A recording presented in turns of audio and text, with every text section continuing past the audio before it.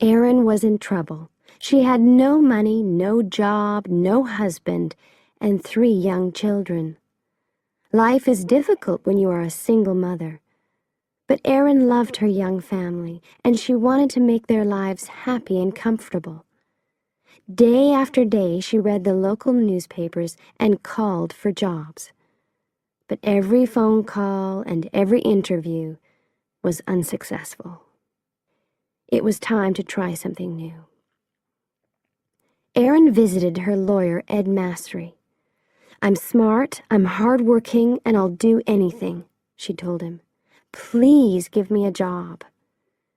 It was a strange way to find a job, but Erin did what she had to do. She wanted to be a good person and a good mother. Erin was not like the other office workers. She did not always speak politely, she did not wear dark suits, and she gave her opinions fearlessly. She worked hard, organizing papers into piles and boxes every day. But the work was too boring for a smart woman like Erin. Soon she started reading some of the letters in lawyers' papers to make her days more interesting. Erin was a careful worker, and she wanted to do her job well. One day she found some people's health papers in the same box as their house papers. This was unusual. "Why are these together?" she thought. "Maybe there's a mistake." She started looking at the big box of papers, 1 page at a time. It seemed that a large electricity company, Pacific Gas and Electric Company, PG&E, wanted to buy hundreds of houses in the small town of Hinckley, close to their electricity station. But why? More importantly, why were the homeowners' health papers in the same boxes? It was a mystery. Erin could not sleep that night. She was worried. Did PG&E want to hide something? Were the people of Hinckley safe? Erin was already a busy woman with her own problems. She had little time to worry about other people. But deep inside, Erin felt that something was wrong. Could she solve the mystery? She needed more information. The next day, she spoke to her boss, Ed. With his help, Erin started looking more closely at the papers. Erin discovered more and more strange papers in the Hinckley box. She realized that there was a serious problem. She loved her family and she wanted to spend more time with them. She wanted to see her children grow up. But people in Hinckley were very sick, and only Erin knew about it. She wanted to help. So she bravely decided to solve the Hinckley mystery alone. Erin visited people in Hinckley and spoke to them about PG&E, their houses, and their health. She wanted to find the true story. Erin was not a lawyer. She was friendly and interesting, and the people of Hinckley liked talking to her. They told her that PG&E was a good company. It made their water safe, it paid for their hospital tests, and it offered good jobs. But Erin was not so sure. Erin always got what she wanted. Now she needed help and information. She was working alone, but this did not stop her. She called and visited scientists, doctors, and lawyers. She talked to anyone who could help her, and every day she worked hard. At last, she got the piece of information that she really needed. PG&E was poisoning the water near Hinckley.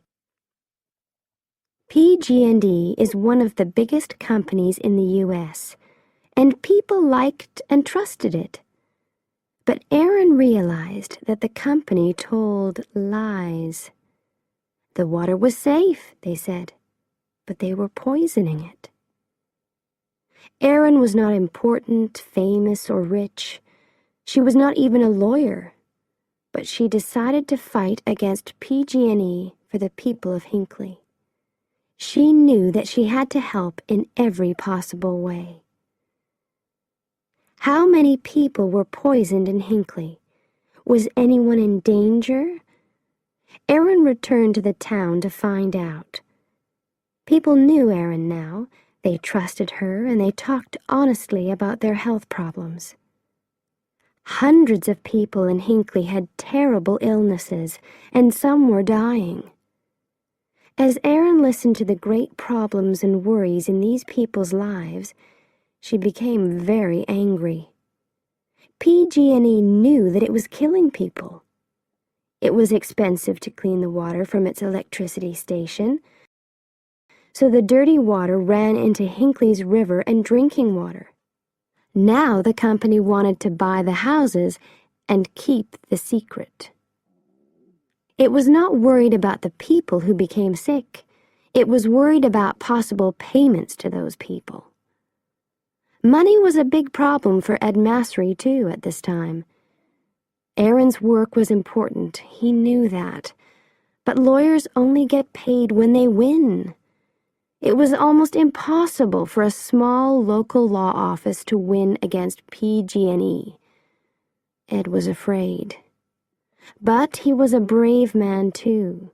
He trusted Erin, and Erin's courage and hard work carried them through the most difficult times. From start to finish, Erin's work for the people of Hinckley took more than 5 years. During that long and difficult time, Erin and Ed made a great team. As Erin talked to different Hinckley people, her name and face became famous in the town. She had to be careful, though. She did not want PG&E to know about her work. As more people told their stories, Erin got the necessary information. She worked longer and longer hours. She still had a family to look after, too. Her body and mind were tired, but she knew that quick action was important. Finally, it was time to fight PG&E. Erin and Ed sent 634 notices for lawsuits from their small office to the large, expensive offices of PG&E. It was brave, but was it crazy? PG&E was a dangerous enemy. Was this the end for Ed's company? When PG&E received the notices for the lawsuits, its lawyers immediately realized the danger. The sick people of Hinckley wanted a lot of money from the company. More lawyers were brought in on both sides. The lawsuits were too big for Erin and Ed alone. But Erin continued to work on them. The Hinckley people were her friends now. She truly loved them, and she knew more about their lives and problems than anyone. So Erin, Ed, and the lawyers from other companies worked together to do their best for the people of Hinckley. After months of hard work, important lawyers in expensive clothes filled a small courtroom. PG&E bosses sat quietly in their chairs, trying not to look worried. Erin was nervous and excited. She thought about her friends in Hinckley, and she remembered the long years behind her. As the judge spoke his final words, she listened silently. PG&E had to pay $333 million to the people of Hinckley. It was the largest amount of money for this type of lawsuit in the history of the United States. This also gave hope to other ordinary people and small law offices. And when PG&E stopped poisoning the water at Hinckley, hundreds of people's lives were saved. After their fight against PG&E, Erin and Ed had enough money to stop working forever. But today, Erin is still working for Ed's office. She is not a lawyer. She always liked to do things her own way, and she has not changed. But her health, her family, and the people of Hinckley are more important. Today, she works for other ordinary people who are fighting against big companies. Her courage and hard work continues to help people and save lives.